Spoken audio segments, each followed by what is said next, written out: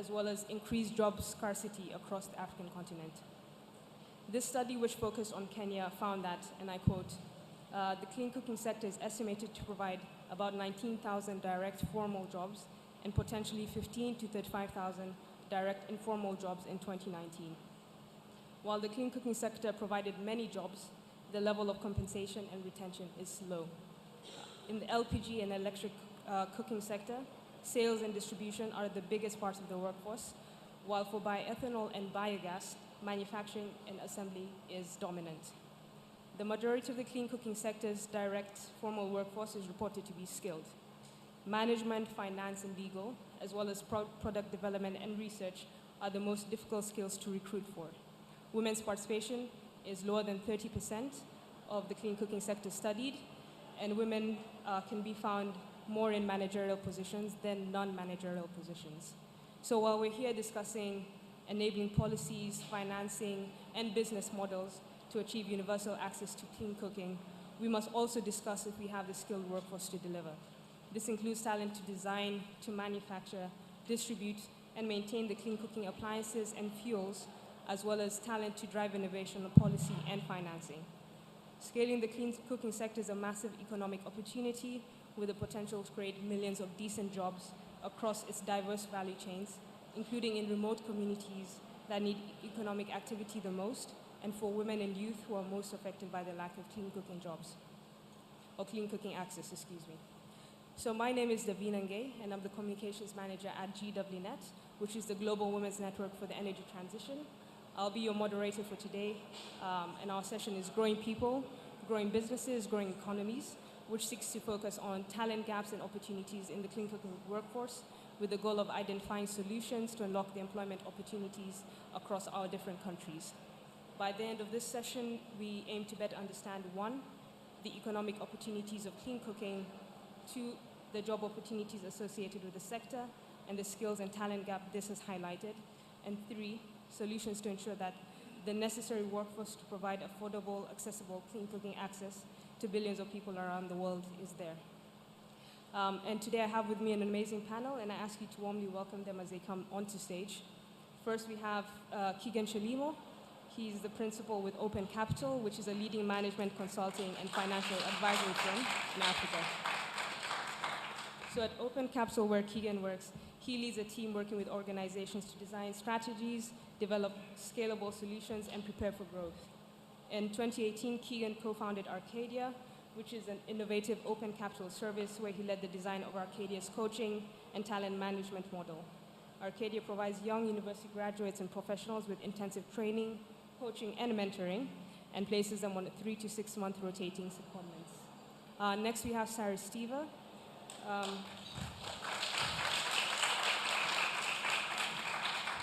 So Sarah is the Sequest Capital Country Director in Tanzania, the Gambia, and Zimbabwe, where she's committed to transforming the lives of rural communities.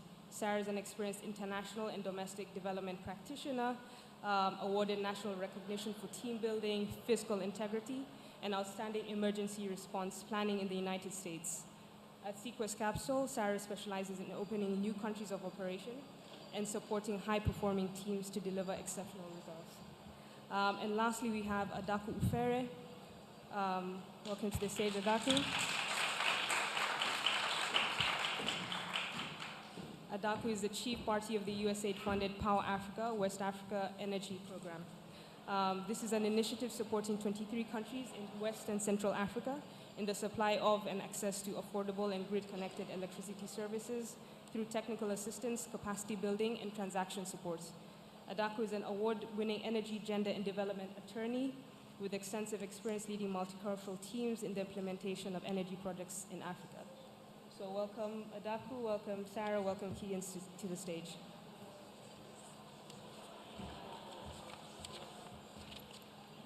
So I think to set the scene, I'll ask a question to each one of you, and we can start with Keegan and move along the line.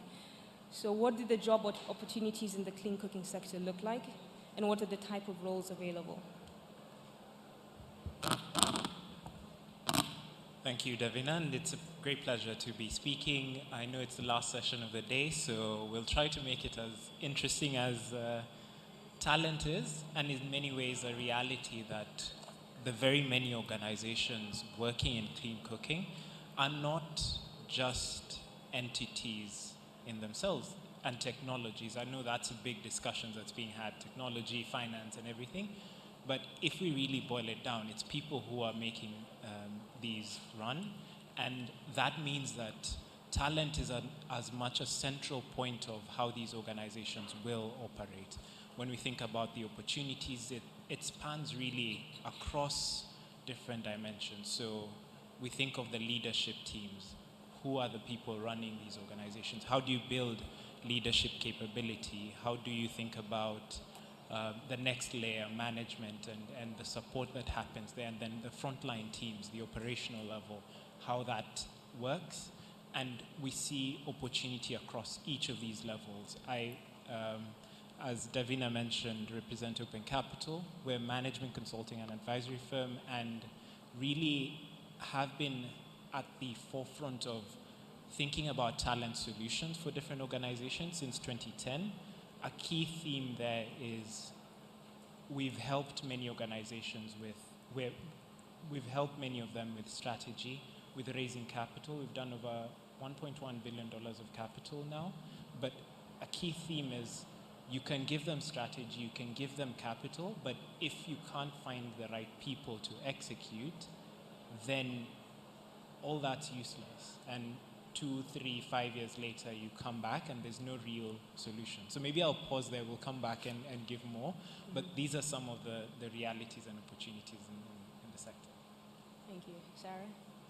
Thanks, Davina. Thanks, Keegan. Great to see everyone out here stretching our conference muscles after a little bit of time away due to the pandemic.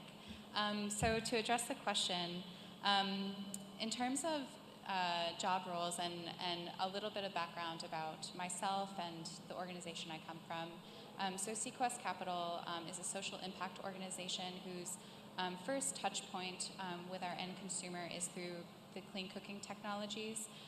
But our ultimate mission and goal as an organization is for full transformational change to that last mile. And so when we're looking and talking about talent, a lot of what I will be discussing today and sharing with you is that last mile talent. How do we identify and include individuals within that last mile that both support the organization and the mission that we're trying to achieve, as well as the end consumer? And while a lot of the conversations are around challenge and trying to say that we have the capital, we have the resources, how do we identify these people? When we Sequest are working within that last mile, we actually feel like there's a lot more opportunity than challenges. So I'm really excited to share some of those with you today and also answer any questions you have later. Thank you, Sarah. Daku? Right, thank you very much. So as for available opportunities in clean cooking, I think we have the regular ones. So sales and distribution in LPG, policy is also very important. And I speak as I was originally an oil and gas lawyer. Now I'm an energy development and gender lawyer. So these are roles that did not exist in the legal structure probably like 100 years ago. So I'm looking forward to the day someone brands themselves as a clean cooking lawyer, because that's coming. So policy making, very important, because we have all these measures and then to implement them becomes a problem. So we need a very strict and strong regulatory system, and the people to put that in place will be in very high demand.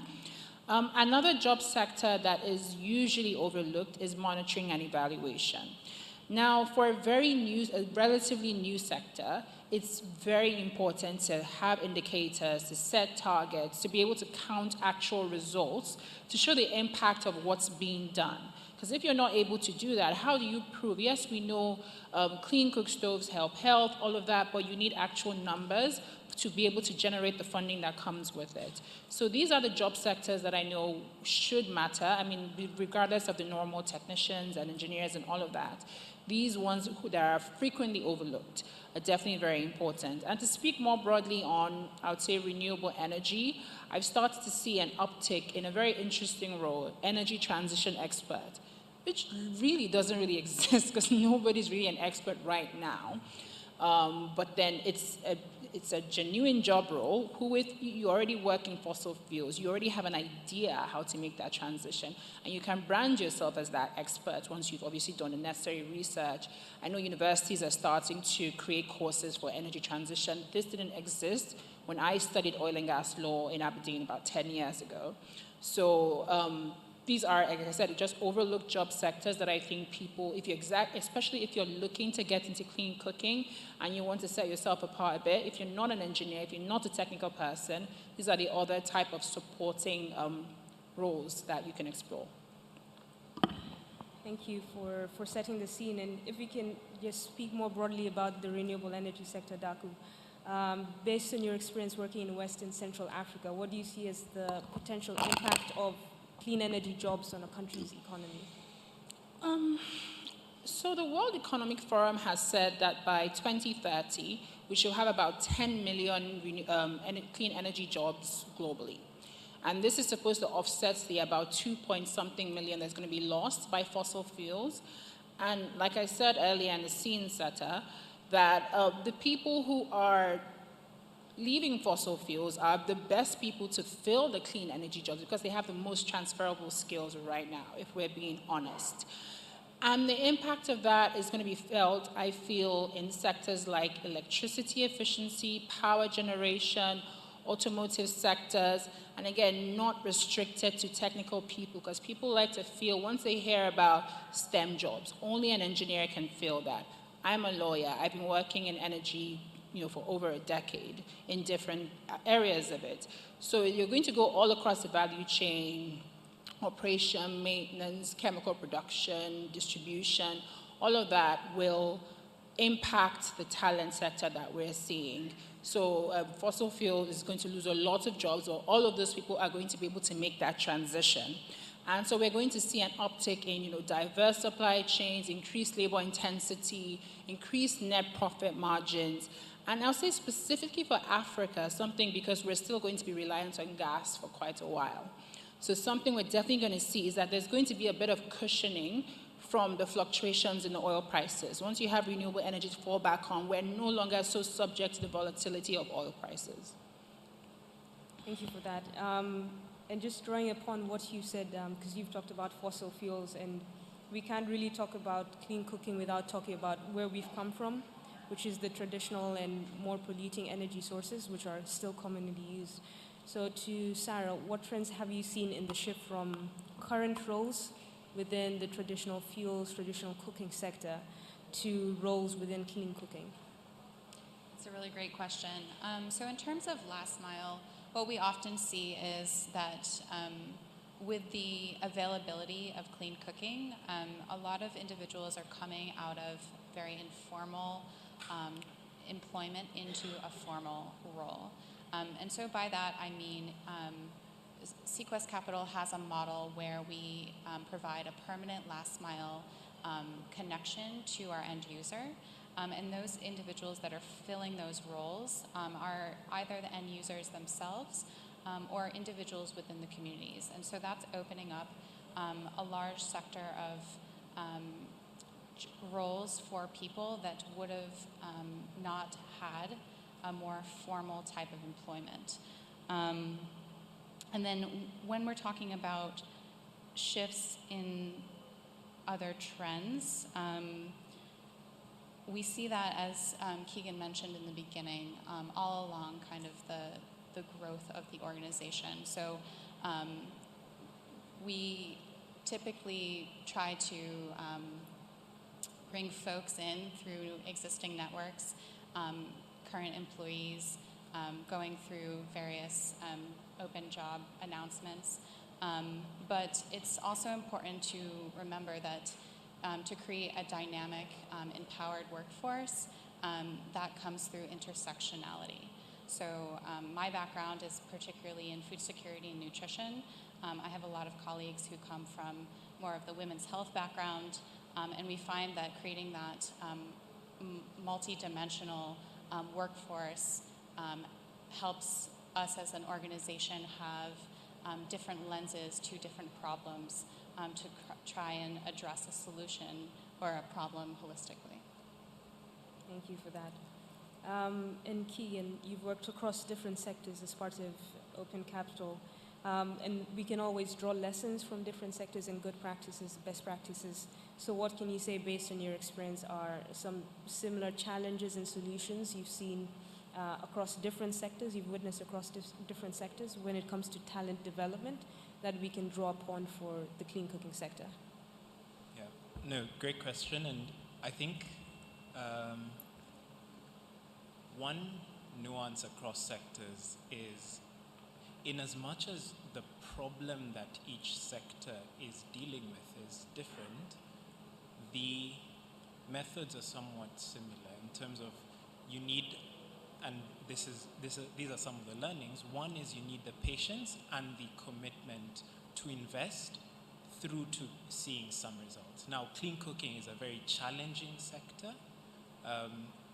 For many years, there were very few alternatives to sustainability, and now we're starting to see carbon and related financing mechanisms coming in.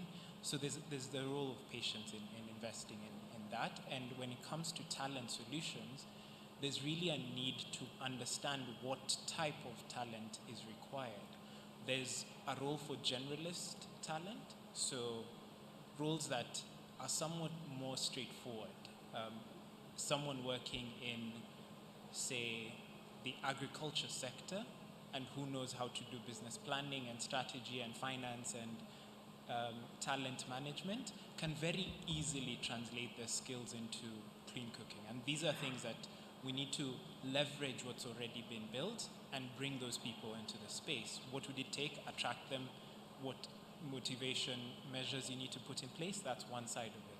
Then there's the more specific aspect of talent, the technical skills you need to put in place. So certain types of expertise. We talk about carbon finance. I've seen more recently, for the very first time, talking about a carbon division in an organization. That's, I think, fairly interesting, and a skill set that 2-3 years ago was very niche, and I hadn't seen that as a key talent gap. Now, how do you build the capabilities of people to then be able to do that? And really, the second broad and critical piece is then innovating different models that will help to unlock that. I'm happy to talk about some of the innovations that we are doing, but very much at the nexus of being patient and investing, and then also looking creatively and innovatively at solutions. Yeah, and you mentioned the talent gap, which is something I mentioned in my opening statement. It's something that is on the description of this event today, this talent gap that we keep on discussing. So what was the talent gap that you saw that led to you setting up Arcadia?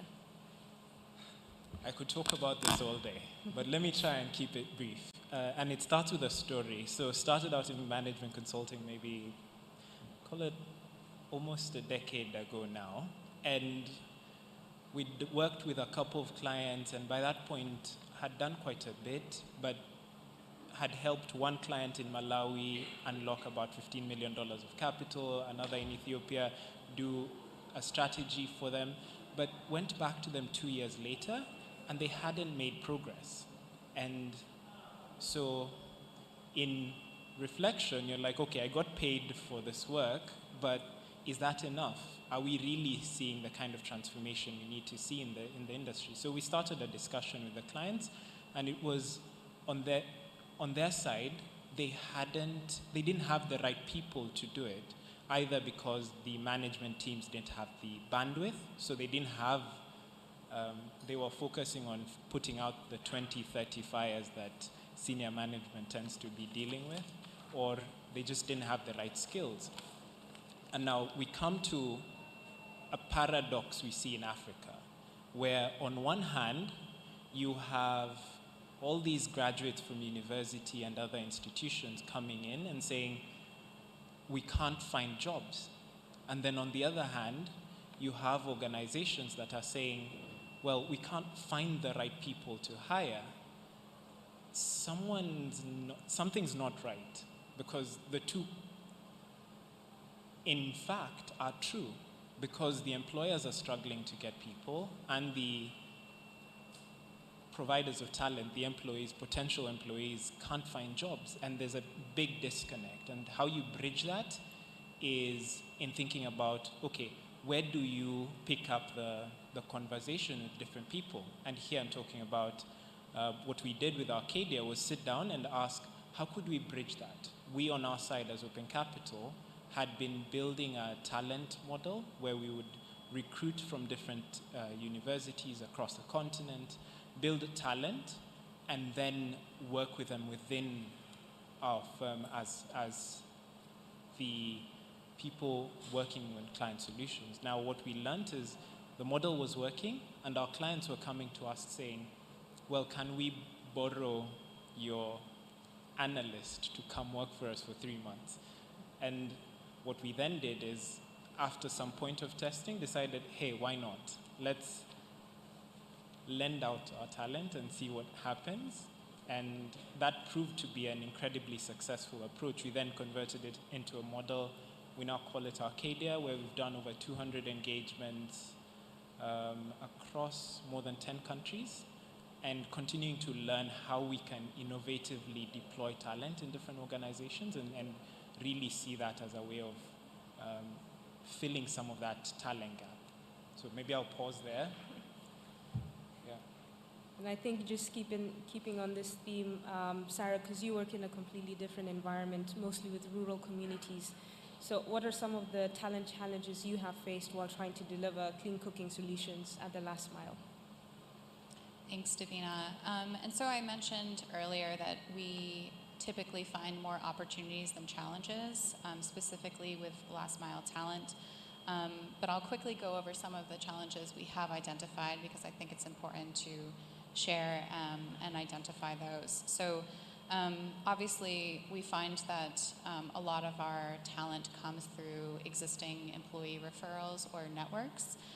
Sometimes that can be a challenge because you create inadvertently kind of an echo silo as your talent knows other talent before joining the organization.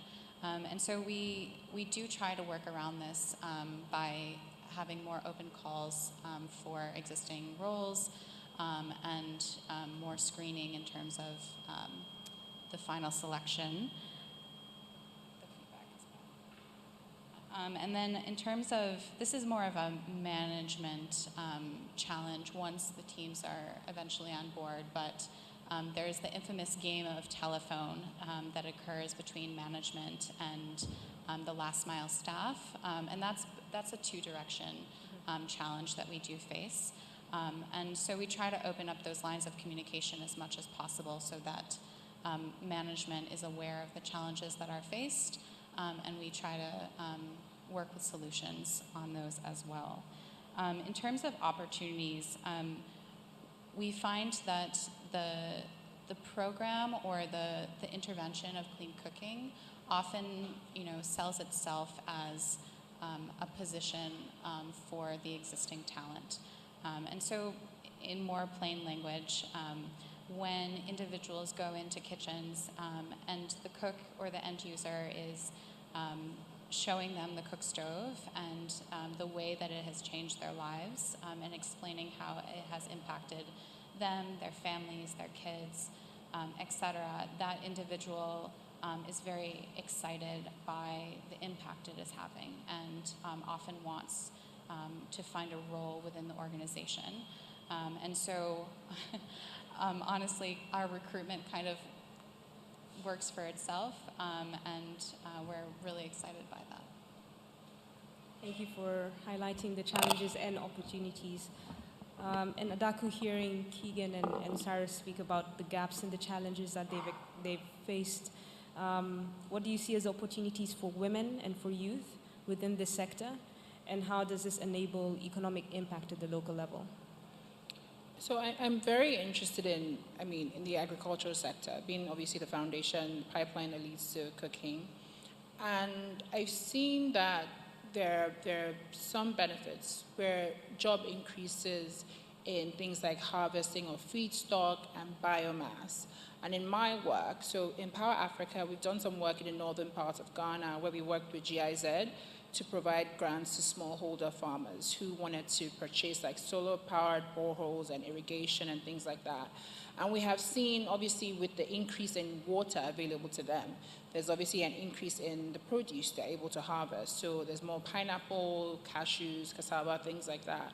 And a lot of the jobs to harvest that excess produce is going to the women and children who, or rather youth, who are in the villages who are probably just working at home, but then there's now this, farm that has way more output than it usually would have, and so it's looking for extra hands, and it usually goes to them. So that's a direct benefit that I've seen in my work personally, and this is just on a very small level, because these grants are like $5,000, $10,000 grants. So imagine if that was deployed at a much larger level. How many more people can you employ and impact? And speaking about impacts, we understand the wider effect of access to clean energy. So in terms of education, safety, health, etc. So clearly, if there's solar-powered street lighting, streets are safer, so women can go out at night if they have to do night jobs. Reduction of carbon poisoning if they're able to use clean cook stoves, reduction of time poverty by eliminating the distance they have to go to get firewood and water, and obviously girls' education. So when you eliminate all those problems by obviously access to energy, then you create a completely new labor force that did not exist before, who are more educated, more aware, and obviously able to harness whatever economic opportunities that come their way. And I think you've done a really great job of explaining the economic opportunity available, but at the same time, we still have the talent gap that we keep on discussing. So in your experience, how do we enable talent across all areas of clean cooking, trying to bridge this gap? I think governments play a huge role in that. A lot of people tend to think, they rely on a lot of international development funding. So there's the sector is awash with money and consultants and all of that.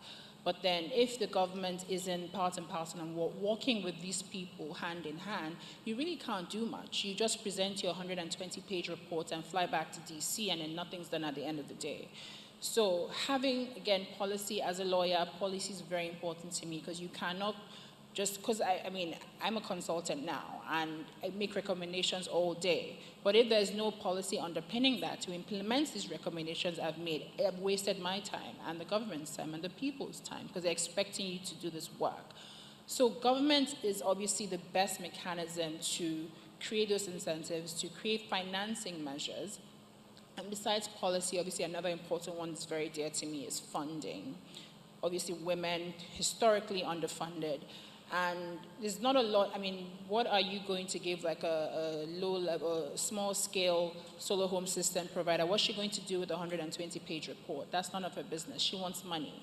So if the government can create, find a way to fund these local businesses, that will go a long way in helping them. Because, even getting access to grant funding, they're going to have to write proposals.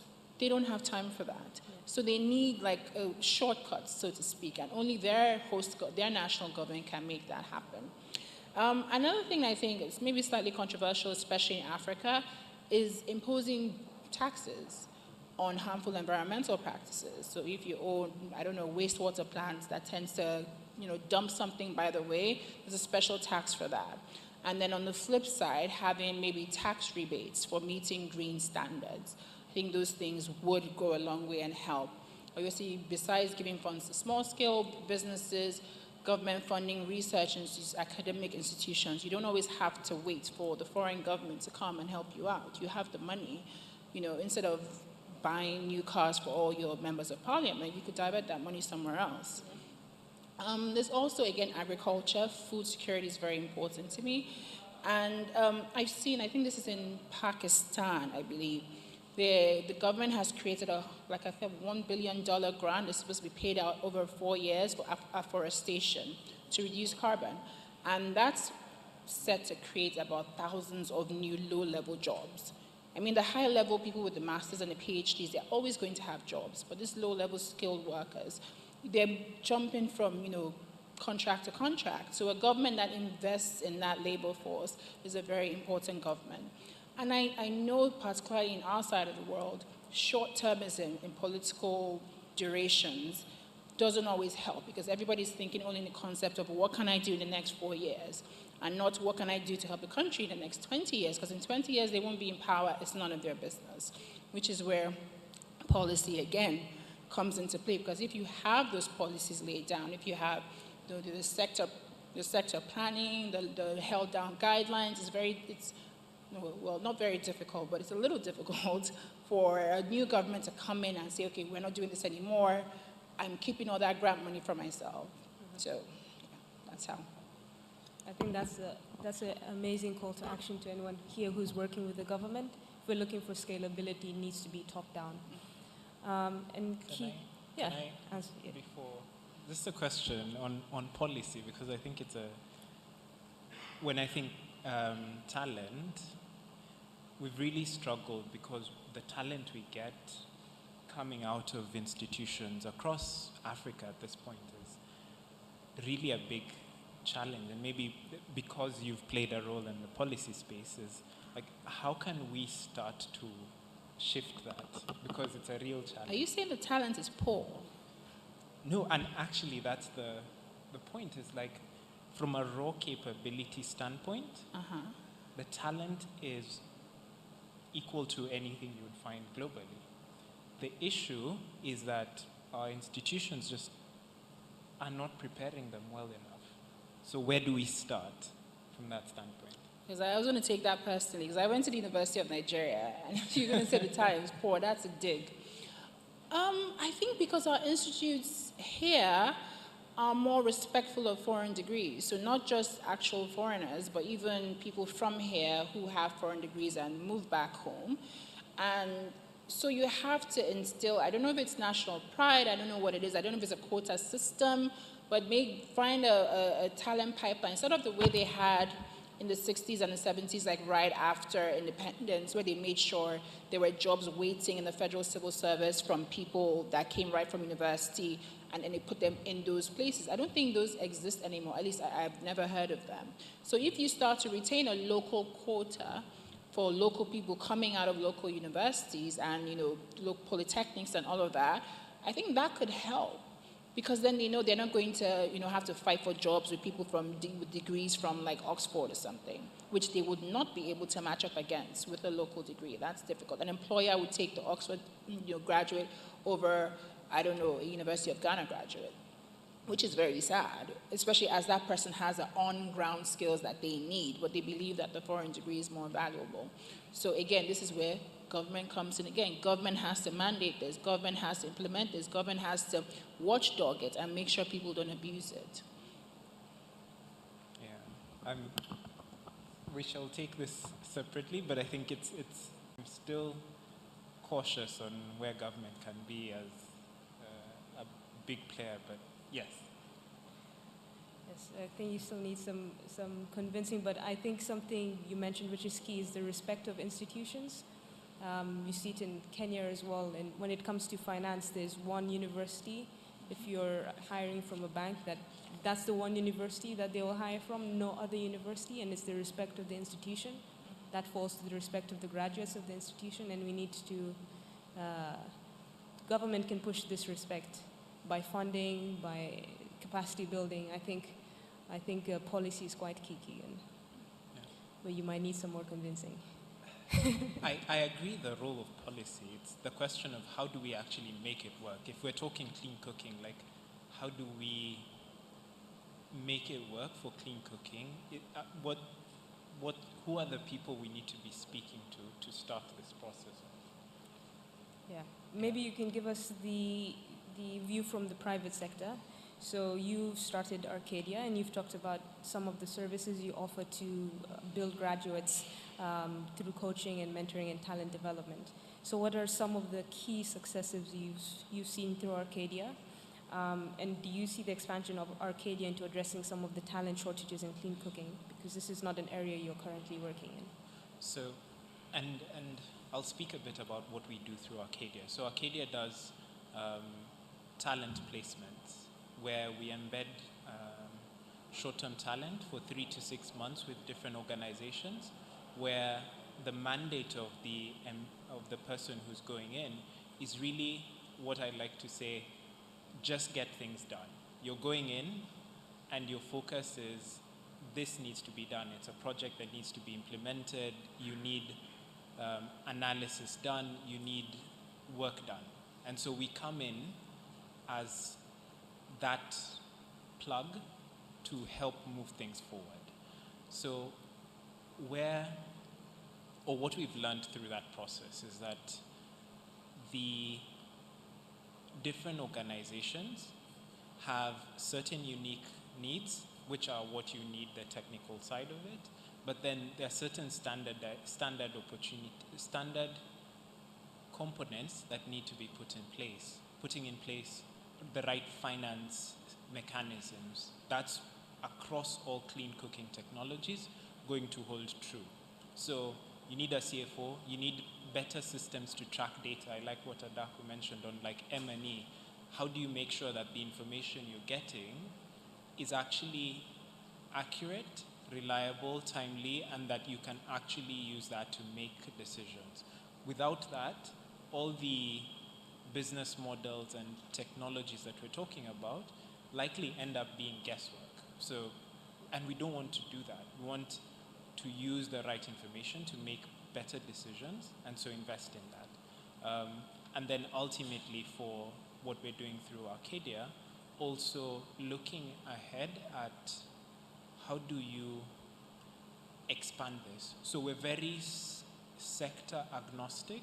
We've worked across agriculture, renewable energy, clean cooking and LPG and other related spaces as well.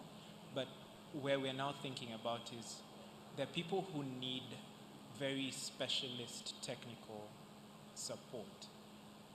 We've not been set up to provide that. There's a real opportunity to really deepen that impact. Or frontline operational staff, how do you give them more capabilities beyond just, this is my role, this is all I need to do, but also starting to think creatively and offer solutions that can then be scaled up within the organization. So maybe that's how we think about it. And Sarah, I have a two-part question for you. So through Sequest, how do you ensure support and growth of talent through appropriate recruitment at all levels of your organization? And then if you can share some initiatives you have taken to find and support talent as you've expanded your workforce inclusively. Again, some great questions. So I'll go to the second one first because I find it exciting. So in terms of expanding talent, often we find that there can be barriers to entry at the last mile. So a lot of that is the physical assets of, the smartphones, the power banks, et cetera. And in terms of bringing those people on board, that begins from a leadership place and from the first point of connection with that individual during the interview. So what questions are we asking as leaders within the organization? And what space are we giving for the talent to tell us what their needs are? And that space needs to be different based on that individual because each of us have different ways of expressing our needs. And so we need to be inclusive around that. So first we identify the barriers of entry, and we can tailor those for that individual. For example, we have several staff in Tanzania who are young women between the ages of, let's say, early 20s to early 30s, and they really, really wanted to work within the clean cooking sector. We loved their skills, and the barrier to entry was really having a driver's license. So is your organization identifying those barriers to entry and providing solutions for them? Are they, providing motorcycle training to increase the competence level of those staff? And until you get to a point where that staff member who is having immense impact on your business feels comfortable driving a motorcycle on their own, on very rural roads are you hiring, the motorcycle drivers to support them along that way? So I think we need to be creative with the solutions for the talent that is existing, and as companies and as managers, be open to providing tailored solutions to welcome that existing talent into a workforce that obviously is very, very ready for it. Thank you for that, Sarah. And I think now we can probably turn towards the audience and get some Q&A. So yes, if you have a question for our panelists, or if you have experience with talent challenges within your workspace, and maybe you've come up with some solutions that work for you and you just want to share with the audience, now is the time. So there's some mics going around, and yeah, we can take some questions now. All right, so thank you very much. Basically, I am in Ghana and I'm an advocate. I ended up as a banking student and realized that climate change is a real issue, and I wanted to be part of the solutions. So I decided to be part of renewable energy campaigns, whereby I believe in the grassroots a lot, because through their traditional ways, they have innovative ideas as well. And when I went into those grassroots, I realized that our women, if you give them a reason to transform from what they are doing into renewable energy, they are able to also share with you their thoughts and their experiences.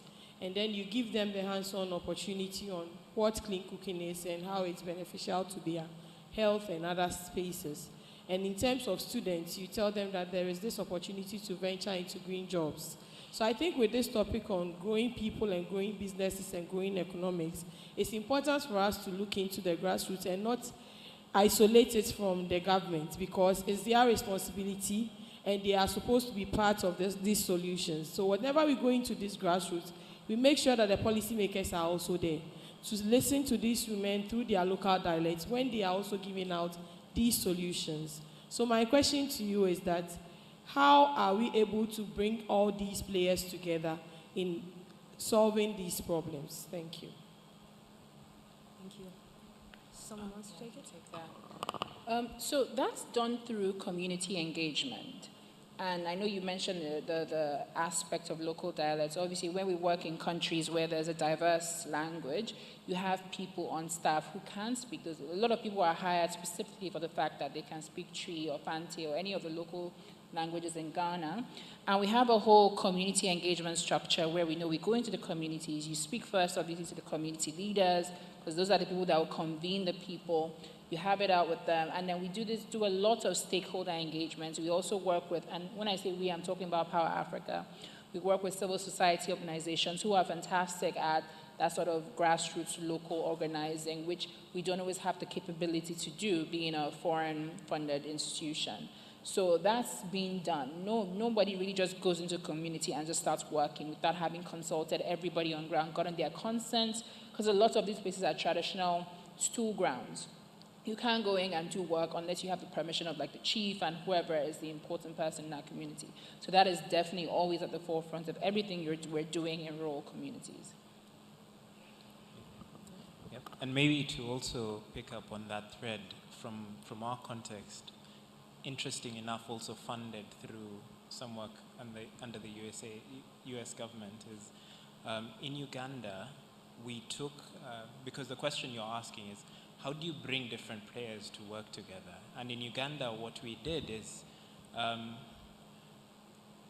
it's in the context of the renewable energy sector, where a lot of the solar players and everyone was essentially working in silo and doing their own thing. And we realized that there's an opportunity to bring everyone to the table and have them speak to each other in a certain way. And so we played an instrumental role in setting up what we call the Uganda Off-Grid Market Accelerator, UOMA for short. And what that is essentially a platform that brings different actors, public sector, private sector, the development sector, to all have a shared understanding of where the market is, think about what it needs to be and what needs to be done, and then as well have an open platform to keep each other aware of what everyone else is doing. And so started that, I think it was 2016, 2017, and have been working on that to date, where the focus has been with public sector. It's a question of what are all the policy and related topics that need to be discussed. And then with private sector, they're doing their standard business, like they will sell, they'll go last mile, they'll do all that, but then there are cross-cutting issues that then they can escalate through UOMA and discuss with everyone, and that becomes easy to move forward. Then with the development sector, there are bigger problems that everyone understands, but which private sector would not do. Public sector will take I would love to do it, but I don't have the money, and so if development sector can help, that would be awesome. But then again, different funders have different priorities, and if they all have a shared understanding, then it's easier to actually make that happen. So I think there are ways to bring people together to work on problems, and I think it's starting to look at making that consistent even in the clean cooking sector. I think Sarah will answer the question, and then we can move on to the two hands I can see. Okay, great. It's a very big question and a very good one. And if it was already answered, we obviously wouldn't all be here together in the same room. But I think from experience, we work in different layers and in different silos, right? And so the question of how do we get everyone in the same room? But it's bigger than that. It's how do we get everyone in the same room in many, many times over and over again, and speaking to them in a way that they can hear and connects with their motivation, right? So different ministries have different priorities and different lenses. I can't tell you how many times I've had a group of stakeholders, whether it's national or local, come in to see programs and say, wow, I had no idea, this was happening. I'm so impressed you're advancing all this work we're trying to do. And so the clean cooking space really does overlap with so many other objectives within so many different parallel silos. And it's really just getting that message out there. But that is the challenge to all of us in that room. So thanks. Thank you for that, Sarah. And I think something key you also mentioned during your question was the advocacy, how the women and youth were very willing to take the economic opportunity once they heard it was there. And I think that's a big thing to address when we're talking about solving or bridging the talent gap. Because if people know that there is the clean cooking sector and it's set to grow and there are going to be jobs, of course they're going to go and study in university or in the polytechnic, or they're going to self-study where they can and try and gain these skills because they know there's the economic opportunity available. So advocacy is definitely key. And I saw two hands on this side. Yeah. Yeah. Hi. Thank you to all the panelists. I was able to grab quite a bit from each of you. Khadija, I'm coming from Malawi, and I have a question for you, Adaku. You've mentioned a lot about how policy is key with regard to, bridging those gaps. Malawi is a country that is great at writing policies. Implementation is our problem. You often find that you either have competing policies or strategies with different ministries, or you'll have the lack of enforcement of something great in one of the policies, and so that's what's causing the gap in terms of the implementation.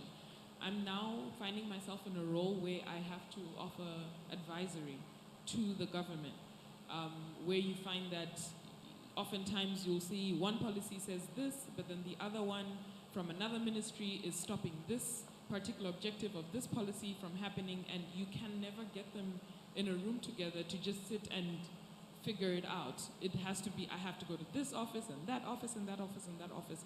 How do you address that? How do you tackle that so that that disconnect is no longer there in a way that I guess is probably diplomatic, because this is also touching on political will as well. It's touching on exactly what you were saying about how everybody's looking at their 4 or 5 years and then, after that, it's none of their business. But at the end of the day, nobody's thinking about the 20, 50, 100-year goals. So what is it that can happen in that instance? And I'm coming from a development partner role, so at the same time, I'm also having to think about coming from, donor funding as well, and don't push too much, but then, how do you assist so that there's that ownership from the government and there's that continuity so that their policies are not competing against each other? And perhaps before you take that, Adaku, there is another lady. Yes, if you could ask your question. Yes, hi, hello. I'm Sarah Rashid. I'm the Deputy Energy Lead at 60 Decibels. So my question, you guys all talked a lot sort of about how we can do a better, or how the sector can do a better job of bringing in, young female talent, more local talent into the clean cooking space. And what I'd love to hear you all expand on a bit is sort of what then happens after that, right? So how do we think about, increasing promotion, advancement, other additional opportunities so that these young women, these local, the local talent as well is able to rise up in the ranks and become the people who may ultimately also be helping making decisions about sort of the trajectory of the sector in the future. Thanks. Thank you. Perhaps Adaku, you could start. I think she's going to have to repeat her question for me, but let me just answer this real quick. So your thing was how to enforce and implement national policies. Now, that is a problem I'm not sure when it's going to be solved, because it's a problem everybody has, right? But a way that we found, not to circumvent, but to kind of help it along, is with regional work, regional policies. So ECOWAS has been great. ECOWAS and the West African Power Pool has been really, really good, and this is, in the general power sector, in helping us enforce national policies. So yes, we do have that issue where there are competing ministries or even competing directorates within one ministry who have different regulations, and it's almost impossible to make it cohesive. But if we can get a regional policy that kind of, where there's a conflict, that one trumps it, that usually helps. A great example that I've seen is with the Mano River Union. So it's this is the Sierra Leone, I think Liberia, Guinea, and I've seen where the Mano River Union kind of helps to guide these countries along.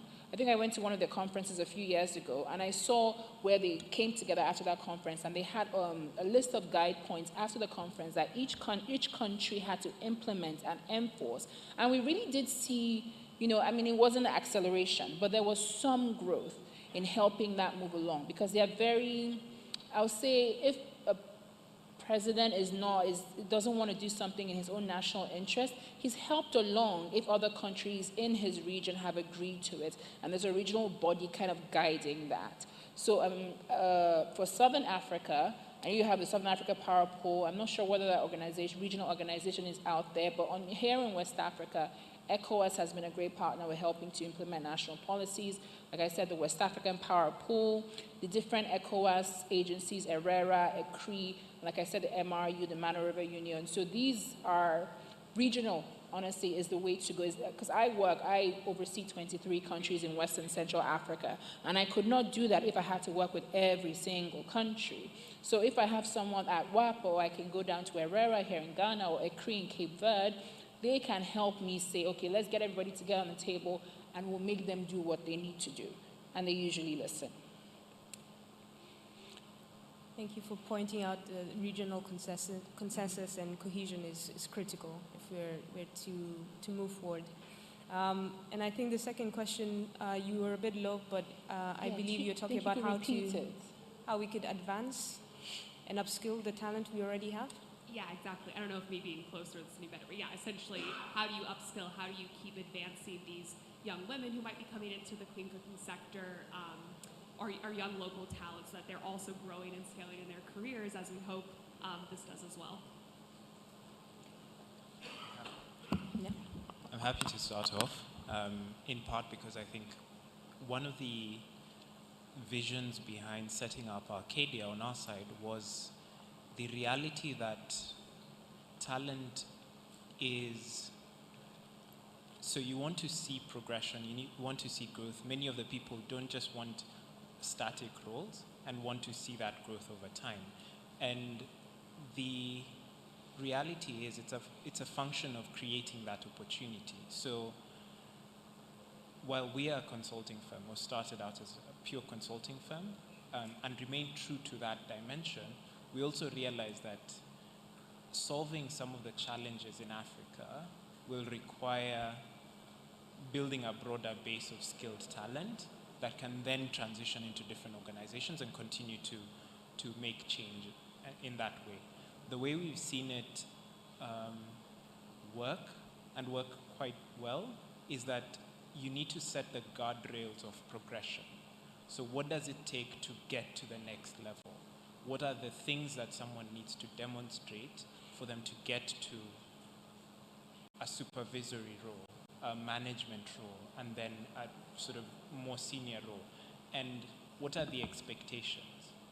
And then looking at how can you then cultivate the opportunities and make it possible for someone to start out in frontline staff, and then as they demonstrate capability, prepare them for management and say, you're actually doing well. And that requires a performance evaluation system that also enables that progression of talent. So as someone's doing well, then you start supporting them to build the next level skills.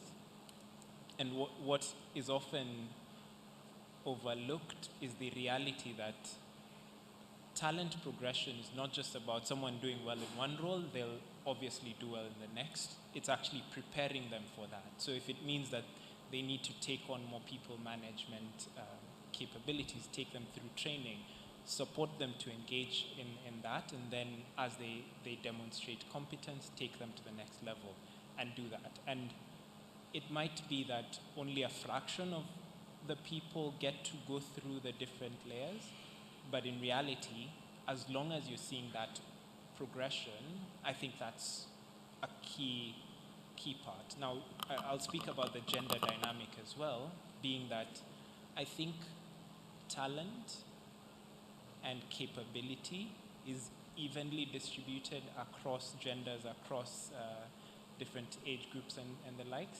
Opportunity is not. And I think we need to really work on making sure that opportunity is equally presented to different groups. I like what Sarah mentioned about if a key impediment to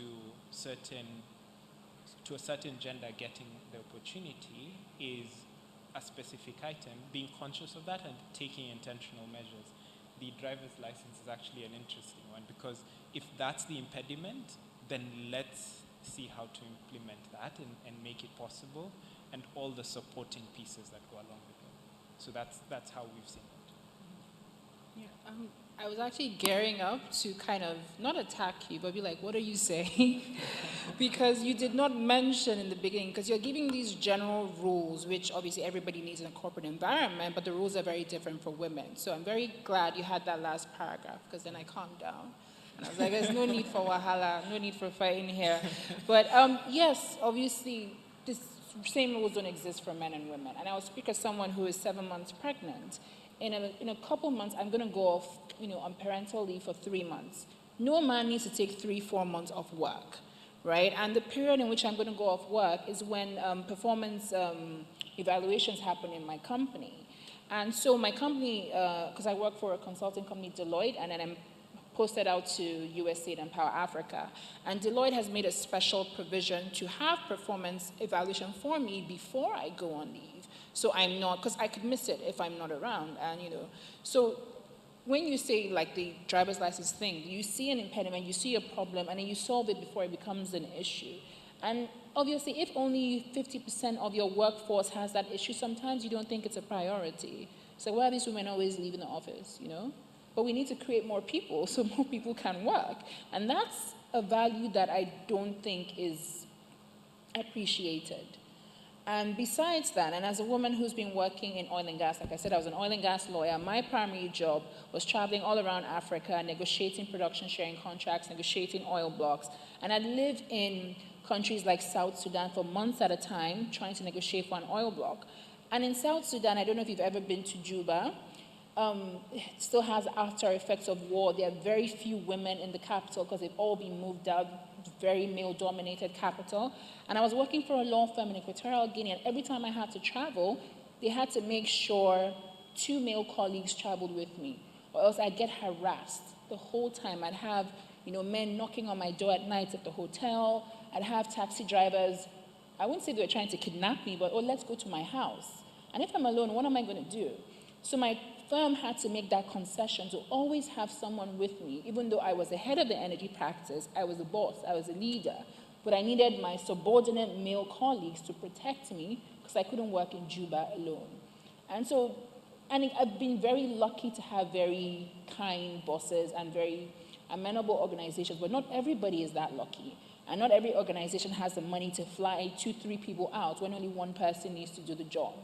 So it's realizing that half of your workforce have special needs that the other half don't have, and for you to prioritize those needs. Because if everyone had those needs, they would make rules for it. But then they don't, because it's not everybody. And let's just remember that maternity leave is still work, so no going on break there. But I think this is one of the key questions in terms of continuation of talent within the sector, right? So I discussed barriers to entry and barriers to advancement. So going off what Keegan said earlier, obviously there's that traditional trajectory. We all know, we read about it, we find out about it in university. But making that trajectory known to staff and having them understand what their growth potential and value within the company is very important. Then also to that, I think the advancement conversation is really crucial as a reflective questioning for the leadership of the organization. So reflecting on, how can women advance through the company, and does my company have any barriers to that advancement? And identifying if there are any and working against those to make sure that the talent that we have from the last mile all the way through the organization is reflective of our consumers, which are mostly women here on the continent. And then I think obviously Sequest Capital is a global company, but we are based in the United States. And so I think we need to be very honest and transparent about the history of colonialism on the continent and how that plays into employee relations and being sort of that cultural doula in a way with employees and opening ourselves up for that transparency and conversation of how can I advance within this workforce and what is needed. And adapting culturally for various needs here that would not or may not be the same in the Western context. Thank you for that, Sarah. And I think that was an excellent question, because we often talk about recruiting people to the clean cooking sector to renewable energy, and the conversation stops there, because we need to retain them and we need to advance them. But what we're seeing, especially with women, which is the focus of my work, is that they're brought into the energy sector, and soon enough they'll find that the policies are not supportive, and they start leaving. And so when you talk about a talent gap, it's because the talent you've gotten, you've trained, is leaving because there's no policies to support them. So it's really key to look at, as Adaku said, the different groups have different needs. So if you talk about inclusivity, you need to identify what needs these people have and then support them. And I think since we're coming to the end of the session, I can ask each of the panelists one last question, and you can kind of summarize some of the discussions we've had today, some of the key points. So what are the core solutions and support needed to grow inclusive businesses in clean cooking? So core solutions and support needed. And I think I'll start with you, Adaku, and then we can come this way. So obviously, the expansion of access of women into leadership positions, that is a core tenet of my job personally. So everything I do is always at the intersection of energy and gender. If it's access work, if it's generation, if it's distribution, transmission, whatever it is, we're making sure we're including gender as a cross-cutting activity. And also, I've seen a new, I guess, I'm not sure what newish trend in conferences in ensuring that there's a youth representation. I think I first saw that as Sustainable for All in Kigali, and then Africa Energy Forum in Brussels, and I see here there's also quite a youth contingent.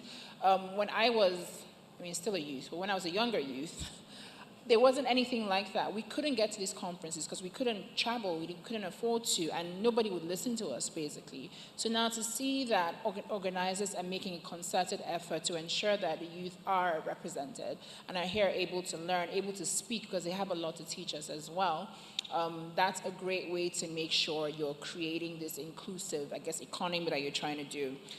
Supporting women to be more financially aware. Again, historically underfunded, we need money more than anybody else. And what are these VC stats? Something about how of all the money raised in Africa in 2021, less than 10% of that went to women. I think it's even a lower figure, but don't quote me, I don't have the exact figure. And if you're giving over 90% of VC funds to a certain contingent, they are going to make solutions for people that look like them. And if you want to make it inclusive, you have to include everybody, and not just different sexes, different genders, different orientations, whatever it is that different indigenous types of people. We have thousands of tribes in Africa. Each one has a different way of, water preservation, food growing, different things. All these voices, yes, it might seem like a clamor, but it's the only way to make sure every single person's need is taken care of and not one person kind of overshadows the others. So money, access, that's pretty much it. Money, access. I would just add a lot of social, emotional, right? The talent is there. We have seen it. They are empowered. They are on fire. How do we as a sector, as an organization, as leaders, know when to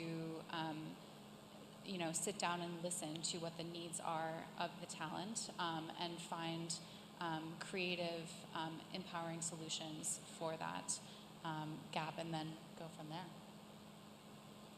Yep. And I'll pick on both those points and maybe just add one last bit.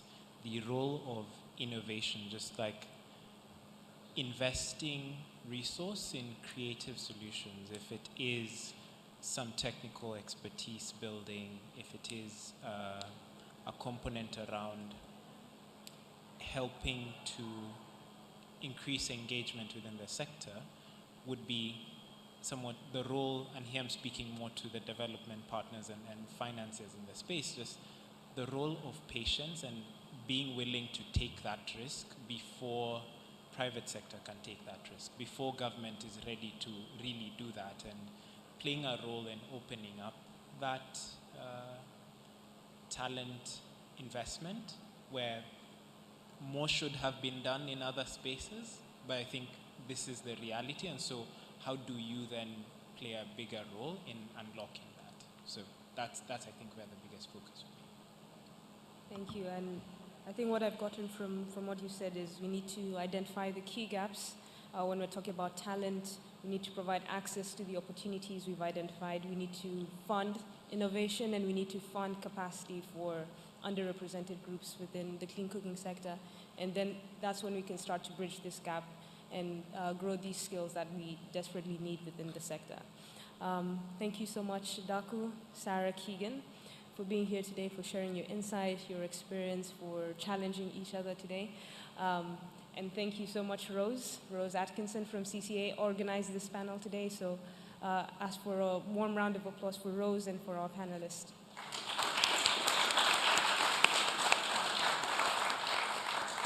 I'd like to also thank everyone for taking the time. I know it's been a very, very long day. Thank you for remaining engaged, for filling up the room. I hope we were able to answer some of the questions we highlighted right at the beginning and just illuminated what talent gaps and talent opportunities within clean cooking look like. So right before we leave, I have one more announcement. The Clean Cooking Alliance is creating support to venture catalyst companies through a people building block, enabling access to 3 technical assistance providers, including MPA advisors, Accenture Development Partners, and Amani Institute, to support the breadth of talent and inclusion challenges that ventures face and help them find the right solutions as they scale. So if you're interested in this and finding out more about this, please visit the CCA booth at the Innovation Expo tomorrow at 1 p.m. And since it's the end of the day, we're going to have some closing remarks, and I'd like to invite on stage Kande Yumkela.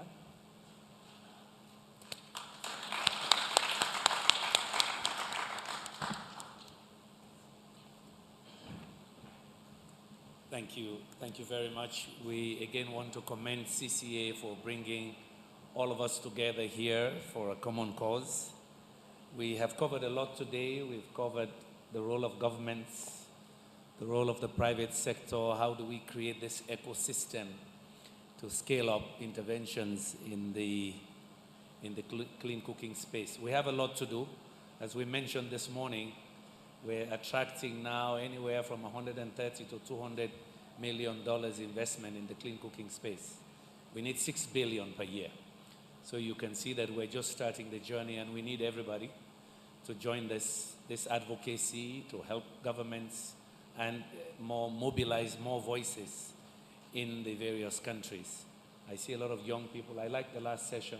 Apple, you don't remember, but I organized a conference in 2019 that you and Andrew Haskovitz came to for the Man River Union. Yes, you helped us with the funding from Power Africa.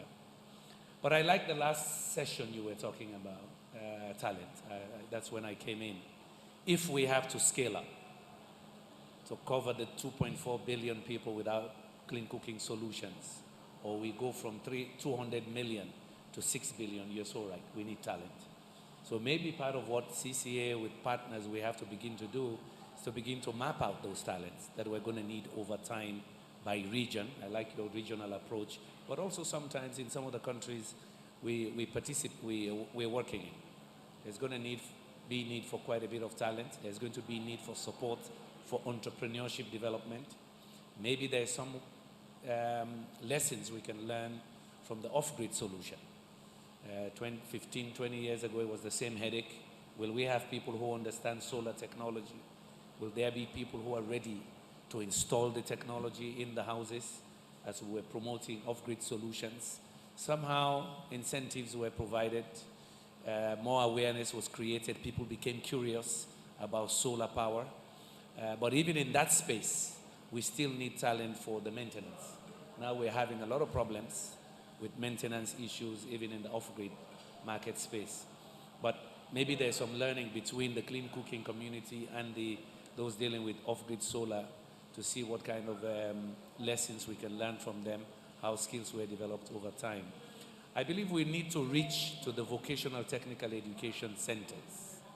I see in my country quite a bit of interest in those technical institutions about solar technologies, and I think we can also tap into them to spread the knowledge about solutions we need for the clean cooking space as well. But the talent mapping, tailored courses in schools, I like what CCA is doing in Ghana now on the essay competition, just to create awareness in the schools and in the universities already about this problem that we have for lack of access to clean cooking solutions. Women, affirmative action. I'm a strong believer in affirmative action. If we leave it to the likes of me, it will not happen. We put it on the wayside. It's the last thing we think about. But it is important also to get women into politics. I left the UN, and 5 years now I've been in Parliament. I was fighting for a 30% quota for women as a law, that at least 30% of our representatives should be women, and it didn't pass. But I can see the need for that unless we have more political leaders, women political leaders, in that policy space, a number of the policies we will enact, and also the programs we develop will not be sensitive to the needs of women. And yes, more women and children are dying from household air pollution. We need their voices in this space.